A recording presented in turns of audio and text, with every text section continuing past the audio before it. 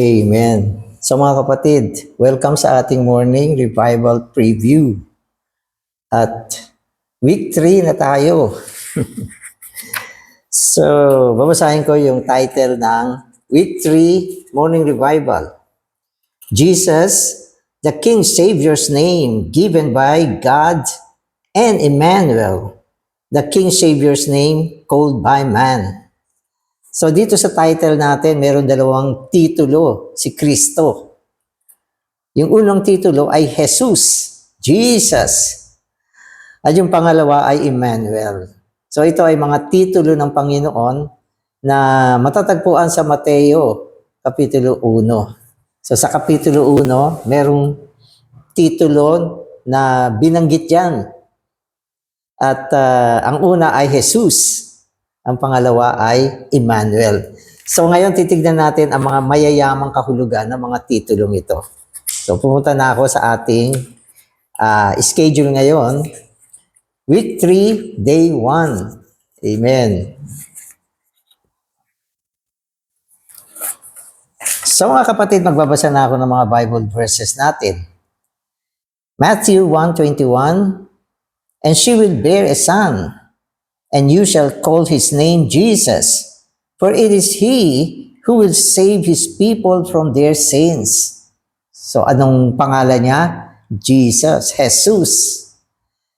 Sapagkat ang pangalang Jesus ay tumutukoy sa gawain ng Panginoon sa pagliligtas sa kanyang bayan mula sa kanilang mga kasalanan. Kaya ang linaw sinabi rito.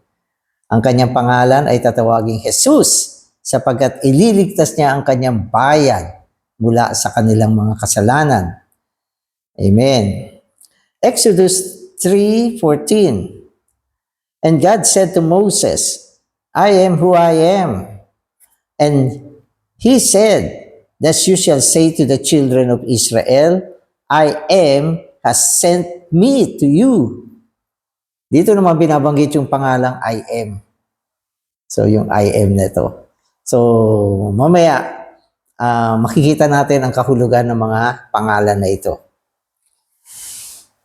Jesus was the name given by God, whereas Emmanuel was the name called by man.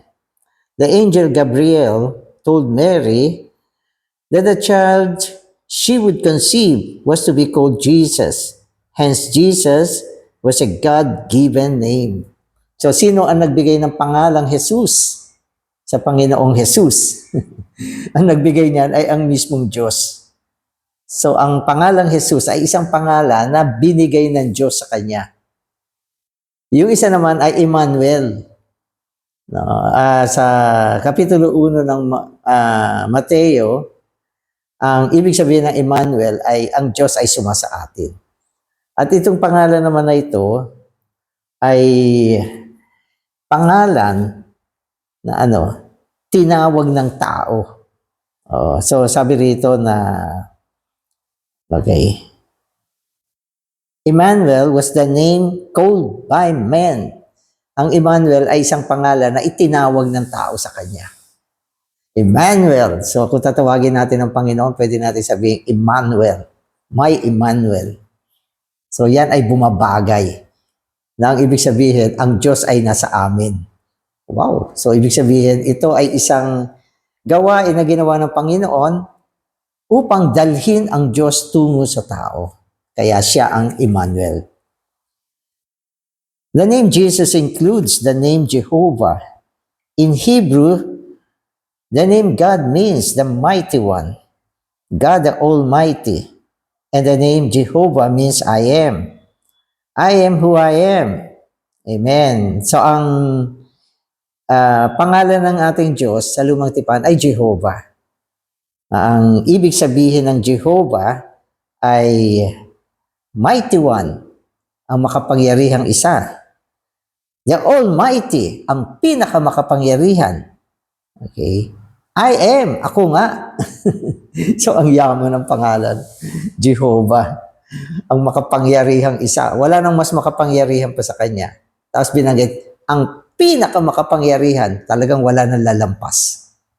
Ang ating Diyos na pinagkakatiwalaan sinasamba, kinikilala ay ang pinakamakapangyarihang Diyos na pwede nating paglagakan ng lahat ng ating pagtitiwala. Sapagkat makapangyarihan ng Diyos natin, buhay makapangyarihan. Kanino ka sasamba? Sinong kikilalanin mo? Sinong paglilingkuran mo? Dapat si Jehovah lang. At siya ang I am. Sa lumang tipan, sinabihan ng Diyos si Moses. No? Kung may magtatanong, sino ang Diyos mo? Ang babanggitin mo ay ang ako nga. Siya ng pangalan niya. So sa buong San Sinukob, walang ganyang pangalan. Ako nga. Alam mo, sasabihin mo, Panginoon, kailangan ko ng kaligtasan. Ang isasagot sa iyo ng Diyos, ako nga. Siya yun. So, ibig sabihin ng ako nga, kaya niyang tugunan ang lahat ng ating kailangan. At ang tugon ay siya mismo. Wow!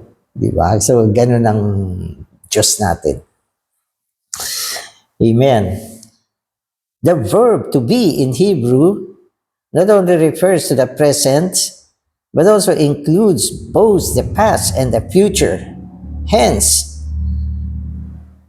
the correct meaning of Jehovah is, I am who I am, the one who is now in the present, who was in the past, and who will be in the future and in eternity forever. Only God is the eternal one. From eternity past to eternity future, He is the I am. Walang paglipas ang ating Diyos. Ibig sabihin siya ay magpasawalang hanggan. Hindi lumilipas. No? Ang ibig sabihin nito, siya ang nagdaan. Ang ating Diyos ang nagdaan. Wala pang kung anong bagay na meron, nandyan na siya. At gaano katagal yan, walang kayang magsabi. Walang hanggang nagdaan, andyan na yung Diyos natin. At nandito siya sa kasalukuyan hanggang ngayon. At siya ay iiral pagdating ng walang hanggan. Siya ay ang Diyos ng magpakailanman. Hindi siya lilipas. Lahat ng bagay lilipas. Ang Diyos natin, hindi lilipas. Kaya, walang katulad. Ito ay Diyos na walang katulad sa buong San Sinukob. Ganyan ang Diyos. Ang hirap ipaliwanag, ang hirap isipin, no? Kung paano siya umiral sa mga nakaraang walang hanggan na umaabot hanggang sa kapanahunan natin ngayon at aabot pa sa darating na walang hanggan. Wow! So, ang ating forever ay ang ating Diyos. Amen. Therefore, the Lord Jesus could say of Himself, before Abraham came into being, I am. He also said to the Jews, unless you believe that I am, you will die in your sins. And when you lift up the Son of God, Son of Man, then you will know that I am. We must realize that Jesus is the great I am and believe in Him as the great I am. Amen. So, ang pinakamahalaga, ang tao dapat sumampalataya. Sumampalataya na siya ang dakilang ako nga. Kaya nung nandito pa ang Panginoong Jesus, sa isang conversation, dineclare niya, bago pa si Abraham, ako muna. Kasi yung mga Jew sa kanila napaka-great si Abraham great naman talaga yan. Hindi naman natin sinasabing hindi. No? Sorry. Napaka-great ni Abraham. No? Para sa kanila, ito yung pinaka-ama ng kanilang lahi na tinawag ng Diyos. Sorry. Amen. Subalit, ang Panginoon, dineclare niya, bago pa si Abraham, ako nga. Walang nauna sa Diyos. Walang nauna sa Diyos. Siya ang una at nagdaan. No? At siya ang nanggaling sa walang hanggan. Oo. At itong puntong ito, kailangan paniwalaan natin. Kaya sinabi niya ng diretso sa mga Hudyo, kung hindi kayo maniniwala na ako nga, mamamatay kayo sa inyong mga kasalanan. Ibig sabihin, walang kaligtasan. Walang kaligtasan. So, medyo malalim ito, mga kapatid. Nang ibig sabihin, isang aspekto ng ating pananampalataya sa Panginoon ay ang kanyang pagiging ang Diyos. Kapag ang Panginoong Jesus hindi mo pinaniwalaan na Diyos siya, hindi ka maliligtas. Nakakaawa. Milyong-milyong tao ang hindi naniniwala na si Jesus ay Diyos. Kaya hindi ka pwede maligtas pag hindi mo siya kinilalang Diyos. Kaya yung mga taong hindi kinikilala ang Panginoon na Diyos, hindi natin pwedeng tawagin kapatid eh. Sabihin mo man magaling sila sa Bible. Sabihin mo man na matitino sila. Sabihin mo na lahat ng mabuting bagay tungkol sa kanila. Pero kung hindi nila kinikilala na ang Panginoong Jesus, ang Diyos, na siyang ako nga, na nanggaling pa sa walang hanggan, hanggang ngayon nandito, at iiral hanggang sa darating na walang hanggan. Sino yan? Yan ang Diyos. Kung hindi ang Diyos yan, sino yan? Kaya isang item na in-emphasize dito, na kailangan maniwala ka na ang Panginoong Jesus ang Diyos mismo. Ang linaw. Ang linaw. Kaya, salamat sa Panginoon, ako 100% dinideclare ko, ang Panginoong Jesus ay Diyos. Ang Diyos na ako nga, ang Jehovah, si Jehovah na nagkatawang tao. Si Jehovah na umiiral sa mga nagdaang panahon, sa nagdaang walang hanggan. At umiiral hanggang ngayon. At iiral hanggang sa darating na walang hanggan sapagkat siya ay Diyos. So, pag tinatawag ko siyang Panginoong Jesus, ang damdamin ko punong-puno na ito ang aking Diyos. Si Jesus mismo ang aking Diyos. Pero kung hindi ka maniniwala, mamamatay ka sa kasalanan mo. Salamat sa Panginoon, lahat ng mga believer sa panahon na ito, mga totoong believer, mga totoong mananampalataya, ay mga tao na naniniwala na ang Panginoong Jesus ay ang Diyos. Hindi mo man ma-explain, matalo ka man sa debate, hindi pa rin magbabago ang puso natin na siya ang kinilala nating Diyos. Amen. Amen. So today's reading na ako. Amen. The name of the Lord is the I am. The Lord is whatever we need. If we need salvation, He Himself will be salvation to us. We have a signed check with a space for the amount left blank, and we may fill in whatever we need. If we need $1, we may insert $1. If we need $1 million, we may insert $1 million. The check covers whatever we need. Whatever you need, Jesus is. Amen. Amen. So mga kapatid, ang Panginoong Jesus ang ating salvation. Ang ibig sabihin nito, siya ang sumasagot sa lahat ng ating pangangailangan. Maliit, malaki, hindi pinag-uusapan. Basta kailangan natin, siya ang sagot. Parang nang ibinigay siya ng Diyos sa atin, bilang kaligtasan natin, ito ay isang cheque na pirmado na. Anong kailangan mo? $1. Lagay mo. Sa pamamagitan ng Panginoon, kubrahin mo. $1 million, brother. Ilagay mo. Sa pamamagitan ng pangalan ng Panginoon, kubrahin mo. Siya ang ating tagapagligtas. Na ang ibig sabihin, ang isa na sasagot sa lahat ng ating pangangailangan. Kailangan meron tayong ganyang pananampalataya. Sapagkat kung humina ang iyong pananampalataya at nagduda ka, magkakaproblema ka.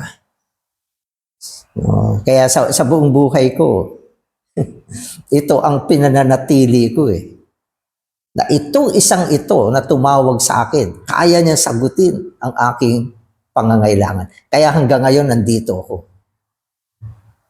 Hindi ako naniniwala sa nakikita ko.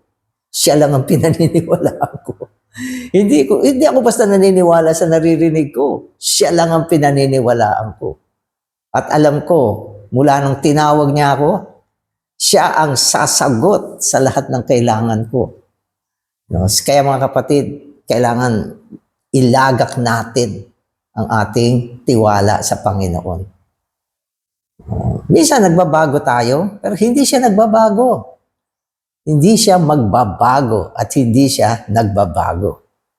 No? Ang Panginoong Jesus, ang ating dakilang tugon sa lahat ng ating pangangailangan, kaya kung tawagin natin siya ay salvation. Kaya yung Jesus, ang ibig sabihin nito, Jesus the Savior o the salvation of Jehovah. Jehovah the Savior or the salvation of Jehovah. Ganyan ang ating dapat faith sa Panginoon. Oh, Panginoong Jesus, ikaw lang ang Diyos ko. Amen. Amen. Amen. Do you need light, life, power, wisdom, holiness, or righteousness? Jesus himself is light, life, power, wisdom, holiness, and righteousness. Everything we need is found in the name of Jesus. Everything we need is found in the name Jesus. Everything. Amen. So, hindi siya, ito hindi pwede, ito, everything, sabi niya. Amen. How high and how rich is His wonderful name. Kaya nga yung pangalan ng Panginoon, yung Jesus, okay, lahat ng ating pangangailangan, hinihingi natin sa pangalan ng Panginoon. Ang ibig sabihin, ang pangalan niya ay siya mismo. Ito ang kanyang persona. No? Ang pangalang Jesus ay si Jesus mismo. Hindi separate yan. Kung kailangan mo siya, anong gagawin mo? Tatawagin mo ang kanyang pangalan.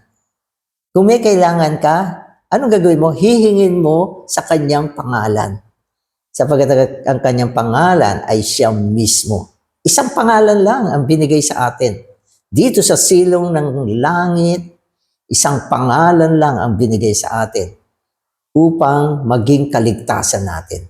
At yan ay ang pangalan ni Jesus.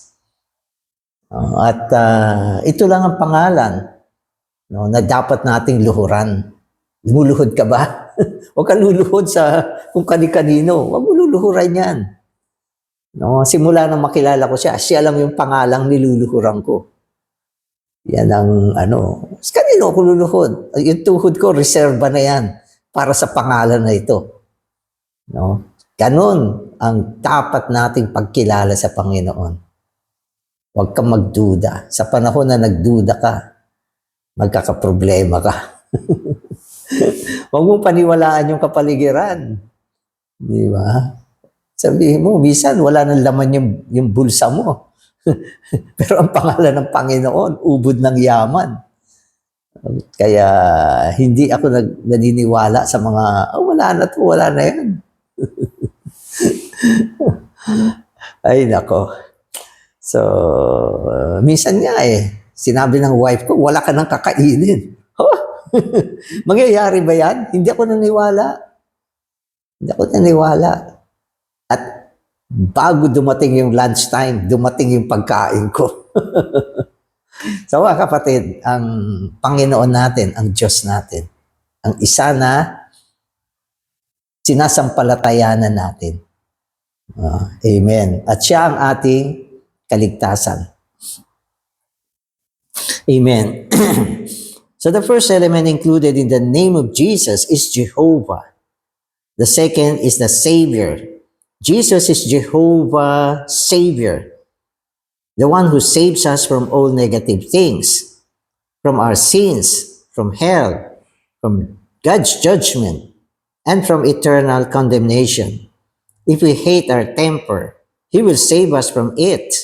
He saves us from the evil power of Satan, from all our besetting sins in our daily life, and from every bondage and addiction. Hallelujah! He is the Savior. So yung pangalan ng Panginoon, binubuo siya ng dalawang salita. Ang unang meron dyan ay si Jehovah mismo. So sa pangalan ng Panginoon, andyan si Jehovah. Ang pangalawa ay Savior. Kaya yung pangalang Jesus, combination niya ng Jehovah Savior. Okay, kaya Jesus, J-E, Jehovah. Sus, S-U-S, Savior. Kaya pinagsama yan dalawang salita na yan. Jehovah, the Savior, or Jehovah Savior means Jesus or Jesus. Kaya pag tinanong ka, ano po pa nga ibig sabihin ng Jesus? Jehovah Savior ang ibig sabihin niyan. Ang ibig sabihin, si Jehovah na Diyos. Si Jehovah na Diyos. Dumaan sa proseso, nagkatawang tao para maging Savior natin. Kaya Jehovah the Savior. Okay. Anong ibig sabihin ng Savior? Pag sinabi mo Savior, ililigtas ka niya sa lahat ng mga negatibong bagay. Kaya kanyang iligtas. Siya ang Savior natin. Kaya kanyang iligtas sa ating mga kasalanan, mga negatibong bagay na pumapasok sa ating katauhan. No? Mula sa kapangyarihan ni Satanas, mula sa atraksyon ng sanlibutan, mula sa kapangyarihan ng salapi na napaka-powerful.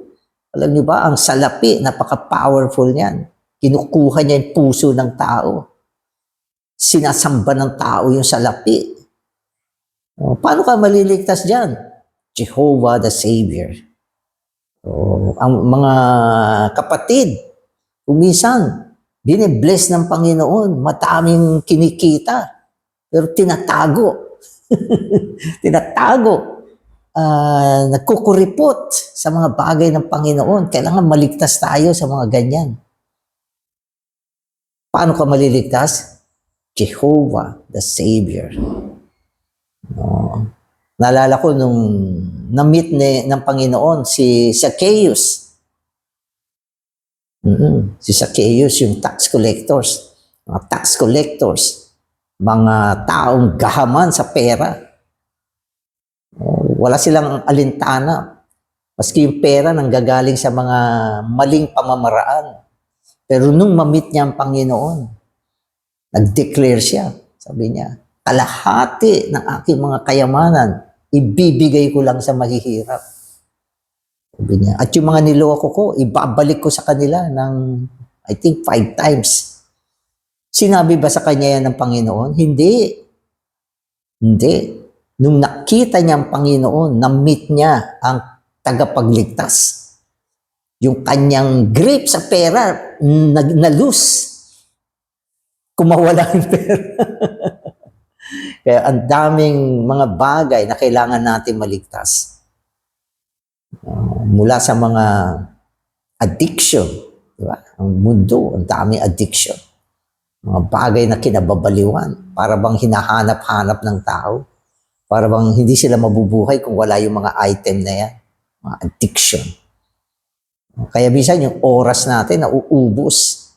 Mga oras na dapat iukol natin sa salita, sa panalangin, sa mga pagmi-meeting, sa gawain ng Panginoon, kinakain ng mga bagay na walang kabuluhan. Kasi may addiction. Paano ka maliligtas dyan? Jehovah, the Savior, siya ang magliligtas sa atin. At paano kanya ililigtas? Siya mismo. Dapat kaugnayin mo siya. Siya mismo dapat kaugnayin mo. Makita mo ang Panginoon, mahipo mo siya, marinig mo siya, at magkakaroon niya ng isang kapangyarihan upang tayo ay ilayo, ihiwalay sa maraming negatibong bagay sa buhay natin. Yan ang ibig sabihin ng Savior. Ang pagiging maligtas ay isang malaking item ng buhay natin. Maski sabihin mo, believer ka na. Dami pang bagay sa buhay natin na kailangan mailigtas tayo mula dyan. Yung ating kaugalian, di ba? Yung ating kondisyon ng buhay. Di ba? Mga kapatid, minsan, napakalungkot na ng buhay. Napaka-discourage ng buhay. Baka yung iba ayaw na mabuhay. Amen. So, Savior, Jehovah the Savior. Yan ang ibig sabihin ng Jesus. Si Jehovah na tagapagligtas. Amen. Amen. Jehovah is not only the Savior, He Himself is also our salvation. So, siya ang Savior, siya rin ang salvation. So, may pagkakaiba yan. Amen.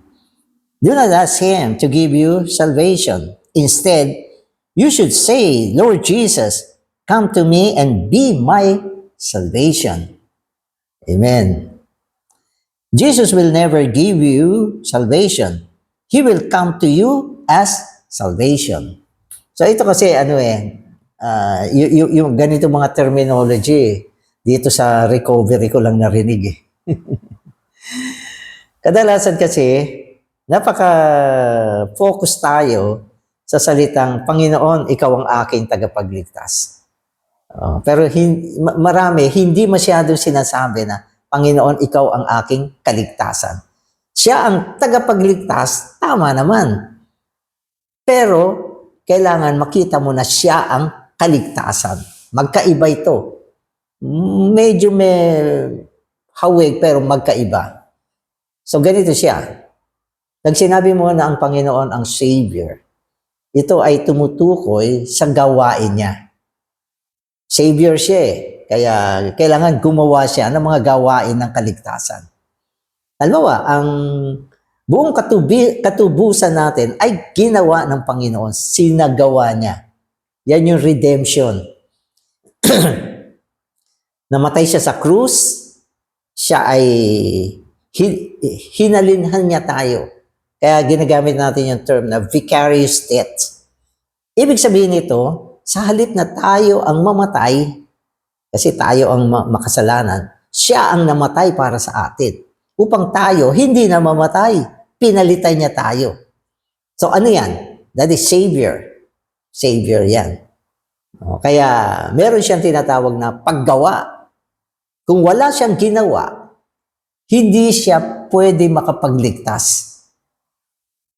Kaya dumating ang Panginoon, siya si Jehovah, nagkatawang tao, dumaan siya sa mga proseso sa kanyang panahon ng pagkakatawang tao hanggang sa kanyang kamatayan, pagkabuhay na muli, at siya ay naging espiritong nagbibigay buhay. So ang pinakasentro ng kanyang gawain bilang tagapagligtas ay ang kanyang kamatayan sa krus. Kaya bago siya namatay, nag-declare ang Panginoon, it is finished. Tapos na. Ibig sabihin na tapos niya ng kumpleto ang gawain ng katubusan. At sa kanyang aspekto ng paggawa, siya ang ating Savior. Ganun yun. Pero, ang application ng lahat ng kanyang ginawa ay sa pamamagitan ng kanyang sarili bilang ating salvation. Nang ibig sabihin, para matamo mo lahat ng mga isinagawa niya, kailangan mo siya mismo bilang salvation. So, yun yung ibig sabihin niyan. Kung wala siya,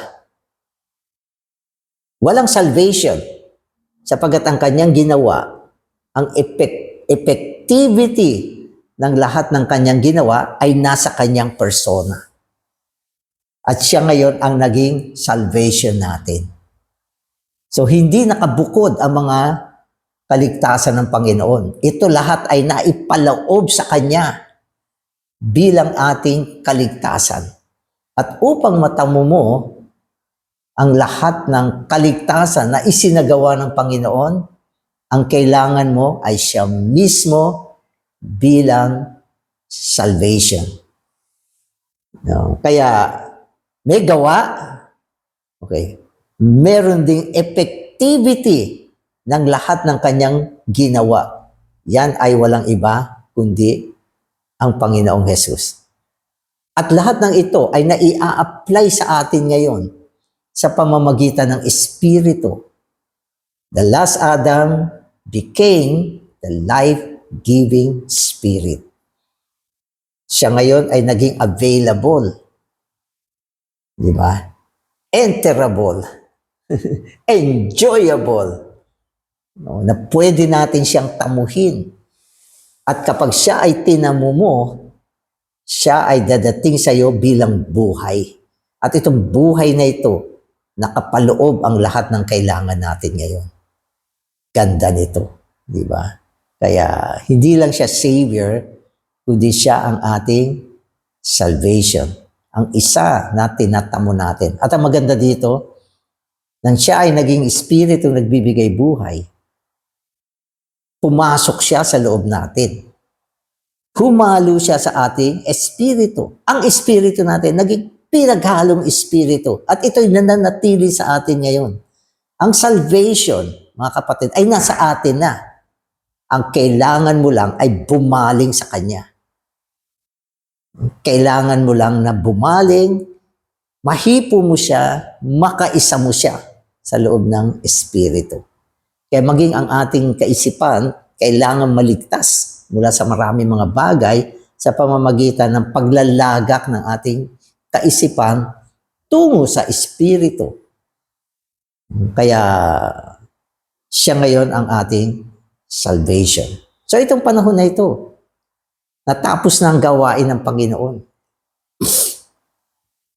Kailangan mo ba ng kaligtasan mula sa kasalanan? Hindi na siya mamamatay uli para sa iyo. Tapos na yan. Siya na mismo ngayon ang kaligtasan natin mula sa mga negatibong bagay. Kaya nga isa sa mga practices na dinala sa atin ay ang pagtawag sa pangalan ng Panginoon. Oh, Lord Jesus.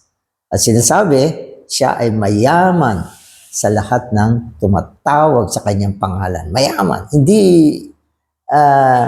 Hindi ito basta kayamanan. Mayaman siya. Masagana siya.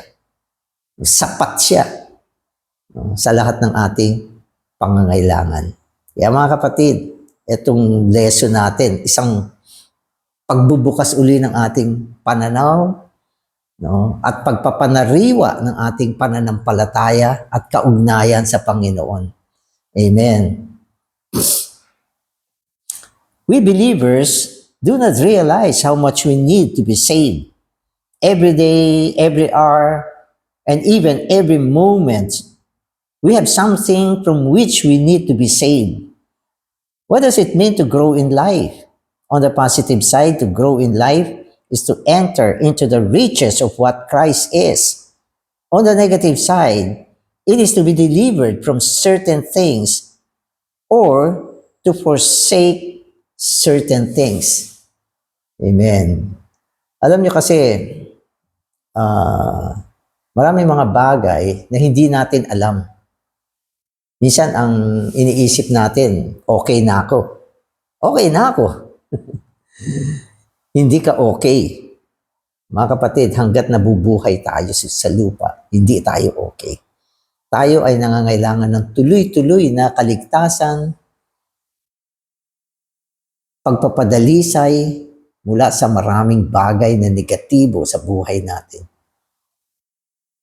At ang paglago sa buhay ay ang maihiwalay, mapadalisay, malinisan sa maraming mga negatibong bagay sa buhay natin at sa positibong panig ay ang tamuhin ang kasaganaan ng Panginoon, tamuhin ang mga bagay na kung ano siya tungo sa atin. So ito yung proseso ng maturity o growth in life. na kung tuloy-tuloy mong tinatamo ang Panginoon, tinatamo mo siya. Kaya kailangan naghahabol tayo sa Panginoon eh.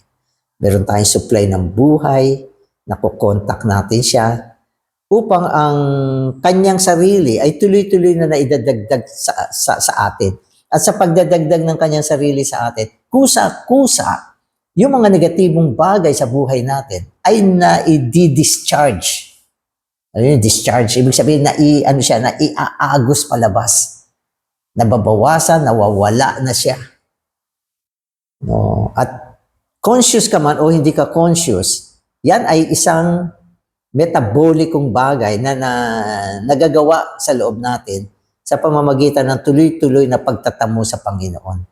Kaya ginamit natin kanina yung word na salvation siya. Ang salvation, dalawang bagay. Ang isa ay ang pagdadagdag ng Panginoon tungo sa atin kasi espiritu siya. Okay. At ang isa naman, yung negative side ay ang pag-discharge ng mga bagay na hindi natin kailangan sa buhay natin. Mga bagay na nagiging sanhi upang tayo ay hindi maiayon sa ating Diyos. Kaya ito ay mga prosesong nagaganap sa atin ngayon para sa ating paglago sa buhay. No? At mariin na tumutukoy ito sa Panginoon bilang ating salvation. Amen. Amen.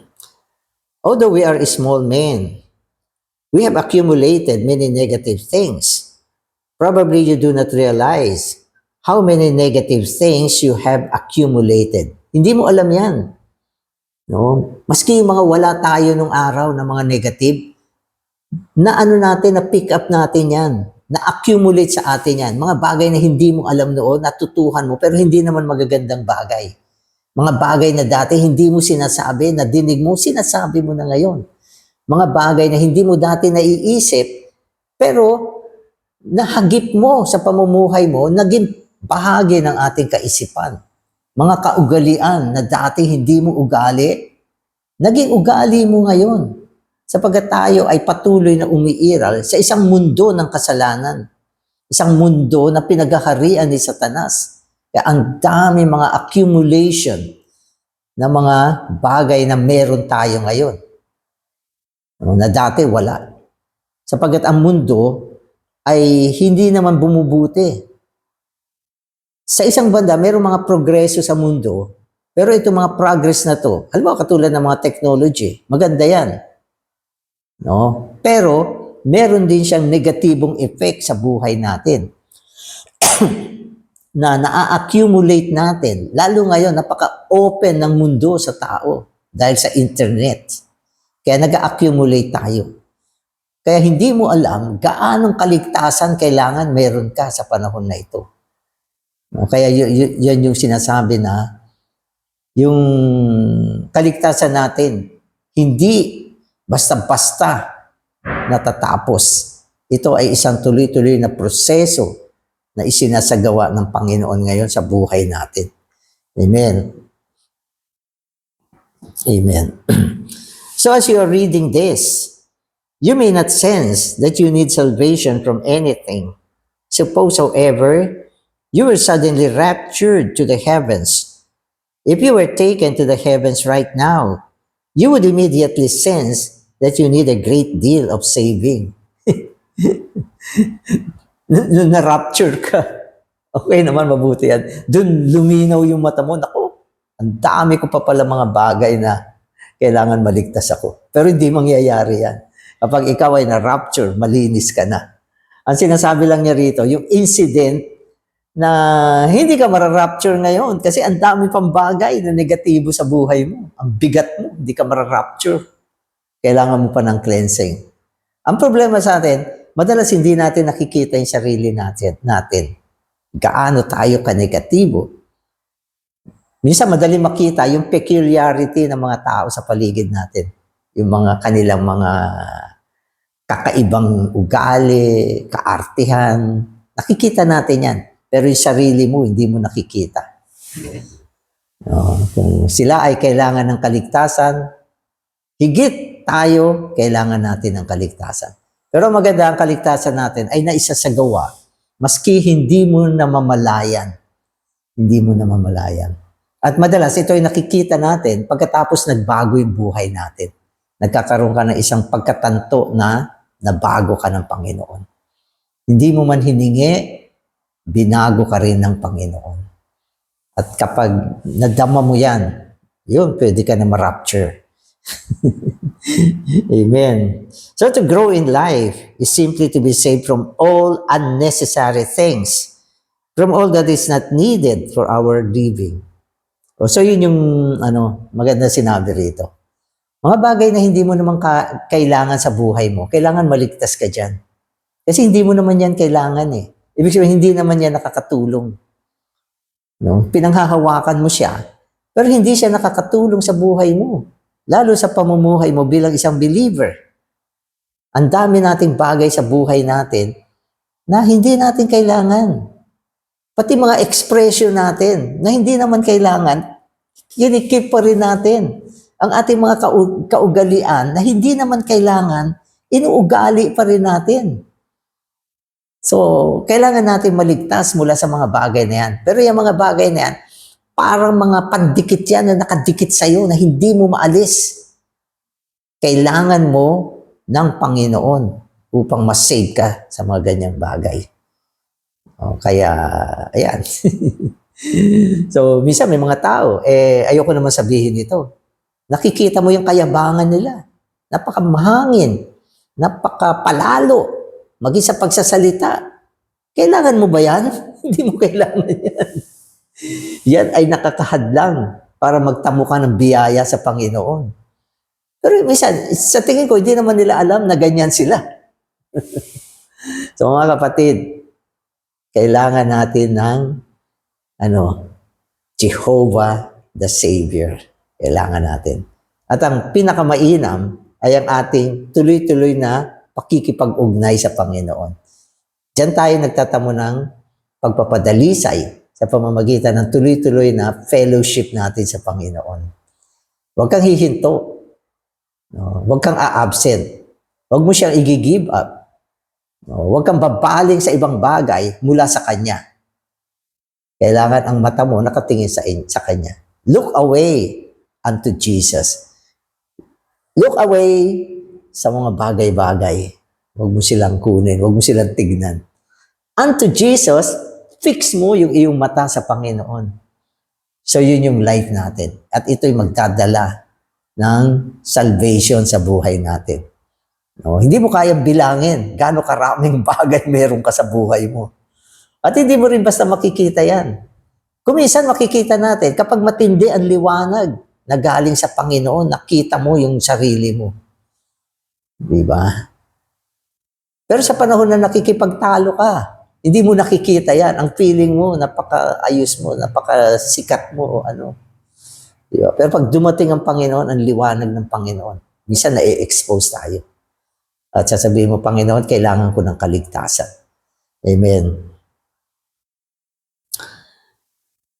So to grow in life is simply to be saved from all unnecessary things, from all that is not needed for our living. So binasa ko na to. If you have the light, the exposure of the fourth day lights, you will say, Lord, save me. At such times, we realize that Jesus is truly Jehovah as our Savior and our salvation. Amen. So maganda yan. Sometimes, dadating yung fourth day light sa atin. Ma-expose tayo at sasabihin natin, Panginoon, iligtas mo ako dito. Pero ang sinasabi ko, minsan hindi din nahahantad yan. Pero ang salvation ng Panginoon ay tuloy-tuloy na nagaganap, no, sa panahon ng ating pakikipag-ugnay sa Panginoon. Kaya, hindi lang siya Savior, kundi siya ay salvation natin. Salamat, Panginoon. Salamat, ikaw ang aming salvation. Ay sa gawa mo ang walang hanggang katubusan at kaligtasan para sa amin. Salamat sa iyong gawain. Ngayon, ikaw ang Espiritu na nanahan sa amin upang aming maging kaligtasan. Salamat sa mga salita mo. Amen.